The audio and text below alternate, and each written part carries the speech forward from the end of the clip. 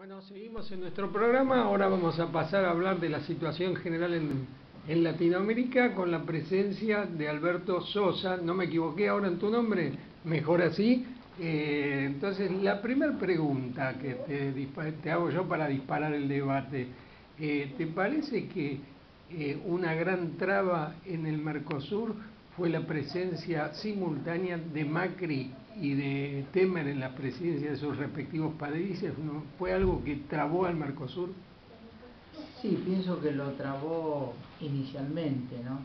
Porque tanto Temer, cuando estaba Serra como ministro de Relaciones Exteriores, fue el primer canciller de Temer, él había dicho que la política del PT, de Lula y de Dilma había sido una política ideológica y que él iba a hacer una política desideologizada. Ahora él llamaba política desideologizada abandonar el BRICS, abandonar el Mercosur, vincularse con los países del Pacífico, asociarse con Estados Unidos, asociarse con la Unión Europea. O sea, esa imputación que él le hacía a Lula, digamos, y a Dilma, era aplicable a él también, ¿no? También él pretendía hacer una política prejuiciosa. ¿Cómo se puede hacer una política de la presidencia de un Estado, y además tan grande como Brasil, desideologizada? Sí. No, pero vamos a suponer que él seguía por el interés. Si seguía por el interés, Brasil tiene más intereses a lo mejor en su vinculación con el BRICS, con el grupo BRICS o con América del Sur, porque después de todo las exportaciones manufactureras de Brasil se dirigen hacia América del Sur, se dirigen hacia África subsahariana, hacia África negra. Ese es el destino, digamos, de la manufactura brasileña. Te hago una pregunta. Yo veo a Brasil, lo veo desde lo que era los viejos latifundistas cafetaleros paulistas, que se reconvirtieron en burguesía industrial y que pusieron un esquema, un modelo de desarrollo que es: nosotros cobramos mercancías a precios internacionales y tenemos un costo brasileño porque la mano de obra en nuestro país es muy barata, y vamos de a poco, al generar empleo, vamos de a poco incluyendo a nuestra población excluida, y al mismo tiempo crece nuestro tamaño de mercado, y el rumbo nuestro es la industria. Esa burguesía industrial paulista después agrega bancos a sus grupos económicos, y después, con el boom de la soja, también volvieron a invertir un poco en soja. Mi idea es: ellos tenían el mercado de Brasil, el mercado de Sudamérica y África subsahariana. Ellos, ¿a qué mercado apunta ahora? O sea, ¿a quién representa Temer? Esa vieja oligarquía latifundista paulista que se reconvirtió en burguesía industrial porque el café no era tan buen negocio, la exportación de café. No era como la exportación de trigo o de maíz para la oligarquía pampeana. ¿Qué negocio están viendo o qué posibilidades de desarrollo están viendo, o tienen miedo al ascenso social y a ser desplazados en una lucha de clases? ¿Cómo lo percibís vos? Yo percibo en Brasil, en el gobierno Temer, digamos, y también en los grupos así económicos más... ¿Lo podemos llamar gobierno de Lázaro Costa, el de Temer, porque parece más muerto que vivo? Sí, pero digamos, detrás de él, de este gobierno, hay grupos económicos muy poderosos, que uno no los mueve así nomás, ¿no? Porque por más que lo desplacen a Temer ahora, me parece que hay un entramado de poder muy sólido, donde está la Red Globo, que es el grupo mediático más importante de América Latina, ¿no? Mucho más importante que el Grupo que el Clarín. Grupo Clarín, ¿no? Y con más capacidad de daño que el Grupo Clarín. No, ellos ven el proceso de globalización y lo que priorizan en este momento, ellos dicen que un país no puede tener un desarrollo, una estructura económica diversificada, como que propiciaban, digamos, viejos líderes políticos latinoamericanos, como Vargas, como Juscelino Kubitschek, como los militares incluso, ¿no? Brasileños. O sea, como que Brasil tiene que engancharse en las cadenas de valor. Sí. Y en las cadenas de valor a Brasil se le adjudica las actividades más simples, las menos complejas. O sea, en el caso de la industria automotriz, lo que van a hacer es el tapizado del auto, digamos, o el vidrio del auto, no van a hacer el motor, la caja de cambio, ¿no? O la parte computarizada que tenga el vehículo. Y ellos quieren acomodarse a esa política, y el principal rublo exportable de Brasil, por ejemplo, la dictadura militar cuando llega a Brasil con Castelo Branco, año 1964, las exportaciones industriales eran poco importantes, ¿no? Cuando la dictadura termina, en la época de Figueiredo, en la época de los 80, las exportaciones industriales brasileñas llegaban al 60%. Cuando asumen los militares eran 6% las exportaciones manufactureras. Cuando se va la dictadura superan el 60%. Y Brasil en ese momento, hasta los 90, duda eso, hasta el principio de los 90, cuando estaba Collor de Mello, el principal exportador de Brasil era Embraer, que Embraer es la tercera fábrica de aviones del mundo, ¿no? Después de la norteamericana, de la Boeing, y después de la Airbus de la Unión Europea. La tercera es Embraer y la cuarta es Bombardier, la canadiense. O sea que Brasil, con la dictadura militar, se convirtió en un país relativamente diversificado, industrializado, y con Embraer, fábrica de aviones, o sea, una fábrica importante, no de una industria de poca monta, es la primera exportadora del Brasil, ¿no? Ellos dan prioridad a la soja, y la soja evidentemente no se vende en América Latina, ¿no? Porque los países latinoamericanos nos caracterizamos por tener economías primarias, exportadoras, orientadas hacia afuera de la región. Porque nosotros no le vendemos soja a Chile, o a Bolivia, o a Paraguay. Nosotros le vendemos soja a China, le vendemos soja a la India, le vendemos a lo mejor harina de soja a la Unión Europea. A Estados Unidos no le podemos vender, no, porque justamente vende lo mismo que nosotros, compite con nosotros. O sea que nuestras exportaciones están orientadas al mercado mundial. Chile y Perú con el cobre le venden a China y le venden a Estados Unidos. Bueno, y así sucesivamente, ¿no? Así ocurre con todo. Lo mismo con Argentina, lo mismo con Paraguay, lo mismo con Bolivia, lo mismo con Uruguay.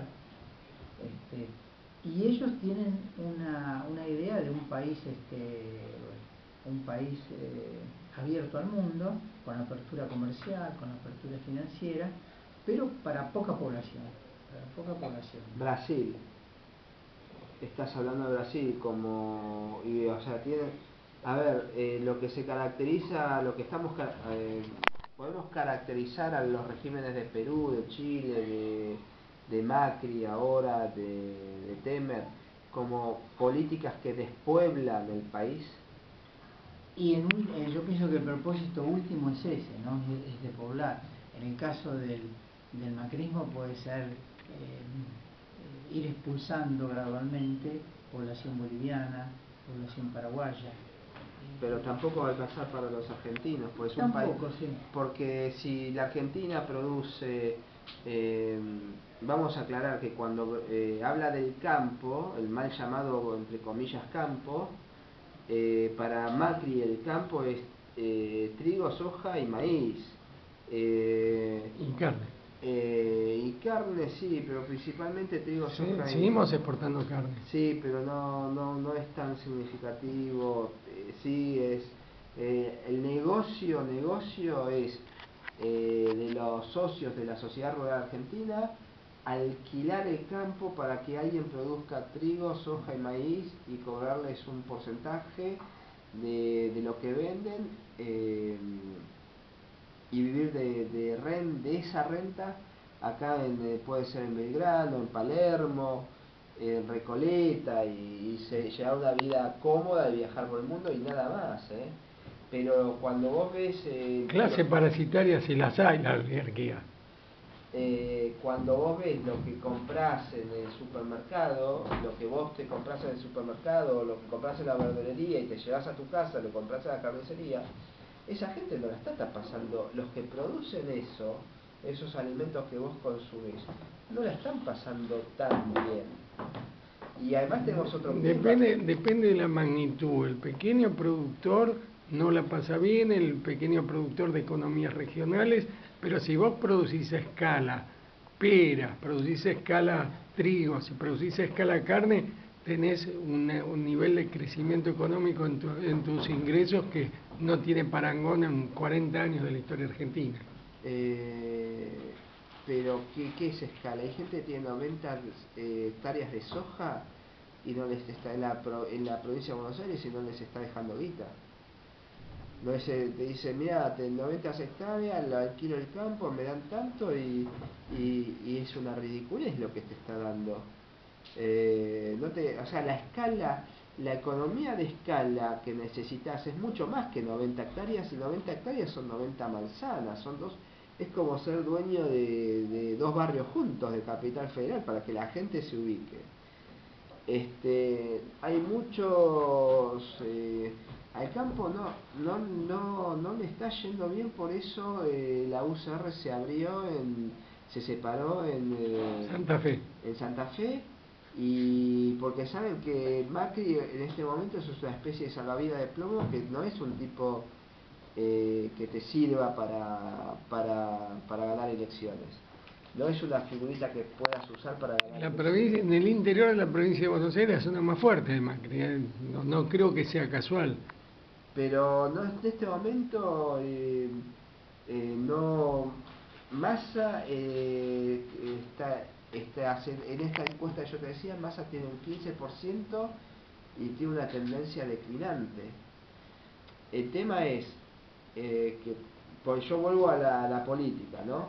El tema es que el PJ meta un candidato que pueda que junte votos, el que más votos junte, el candidato que más votos saque del PJ.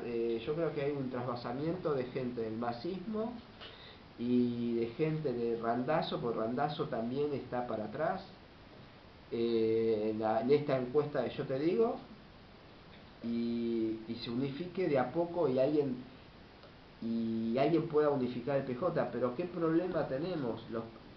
La crisis van a ser 6 meses que la gente va a sufrir.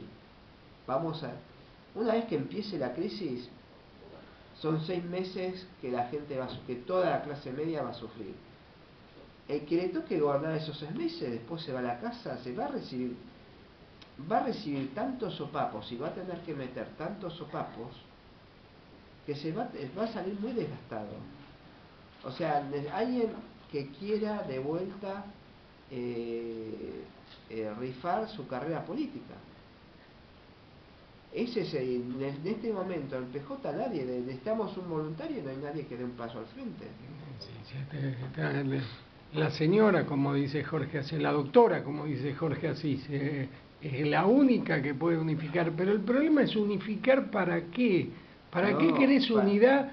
¿Para qué querés unidad con gente que vive siempre pendiente del puñal que trae entre las ropas? ¿Querés unirte con Bocio? ¿Eres un macrista? ¿Querés unirte con Pichetto? ¿Lo querés a Pichetto en ese espacio? Es un espacio que supere la crisis. Vos fíjate que en el PJ, la mayoría de los que fueron menemistas pasaron al dualdismo y luego pasaron al kirchnerismo. Entonces, no va a ser ni la primera tradición ni la última. Entonces, Yo pregunto, ¿de qué sirve la unidad con tipos que a la primera de cambio te clavan un Bueno, puñal? vos tenés otra opción para formar un partido político que pueda sacar más del 50% de los votos. Bueno, no, yo justamente el tema de la organización tan amplia del peronismo nunca lo comprendí plenamente, nunca pude presentar una propuesta superadora y es un debate muy antiguo. El primero que planteó la necesidad de construir una fuerza que supere la gran unidad peronista fue John William Cook, que quiso construir una organización de trabajadores para hacer una revolución. Perón se despecó de la risa de ese planteo y nunca más le dio bolilla a Cook. Entonces, entre el pequeño partido de cuadros, casi leninista, que planteaba Cook, y el gran movimiento donde caben torturados y torturadores, explotadores y explotados, asesinos y asesinados, entonces, frente a ese gran movimiento, vos sabés que siempre en un momento de crisis va a haber un ala que te va a clavar el puñal. Entonces, ¿para qué querés construir una fuerza así? Bueno, pero te explico, yo te estoy diciendo que tenemos tiempo hasta octubre y después tenemos 2 años. No es que yo te entiendo que vos decís, pero ¿cuánto, para bien o para mal, el PJ es la única fuerza que pudo construir la sociedad que alguna vez le dio algún derecho al tipo que vive de su laburo? Sí, sí, absolutamente. Entonces, yo lo que digo es, operemos o analicemos lo que está, porque si no, hagamos un programa de 2 horas para hablar de la virginidad de Guandanara. No, no quiero hablar de la virginidad de nadie. Lo único, en todo caso, que yo defiendo a rajatabla es mi virginidad por la parte del sur de la espalda, que he llegado a los 63 años, que voy a cumplir el día martes, con el sur de mi espalda invicta.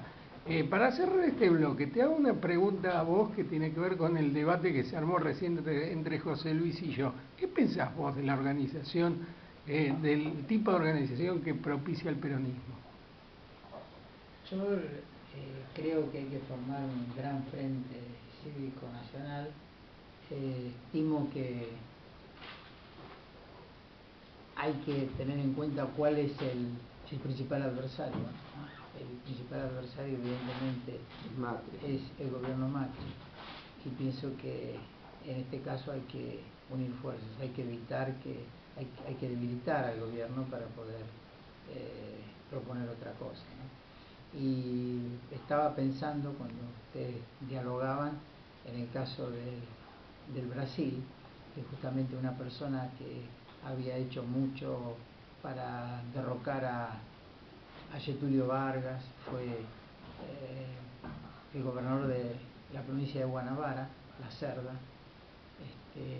y que Lacerda, digamos, era una persona que se oponía a todo lo que decía Vargas. Por ejemplo, Vargas en su momento, cuando crea la Petrobras, la petrolera brasileña, que es la primera empresa de América Latina hasta hoy en día, él, hablando en voz alta, dice Vargas: si proponemos que la Petrobras sea 100% estatal, Lacerda se va a oponer. Entonces, propongamos que la Petrobras sea una empresa mixta. Entonces presenta el proyecto en el Congreso, empresa mixta, y ahí Lacerda lo desborda por izquierda y dice: no, tiene que ser 100% estatal.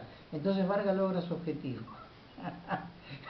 Bueno, esto viene a cuento porque Lacerda, a pesar de ser un tipo tan nefasto, los grupos democráticos, para cuando quieren derrocar a la dictadura militar de 1964, que dura hasta 1985, dura 21 años, hasta se alían con Lacerda, ¿no? O sea, no sé si miran para otro lado, qué hacen, ¿no? Pero se tapan la nariz. Se tapan la nariz y bueno, y dicen: bueno, este tipo, en vez de regalárselo a los militares, lo vamos a poner de este lado, ¿no?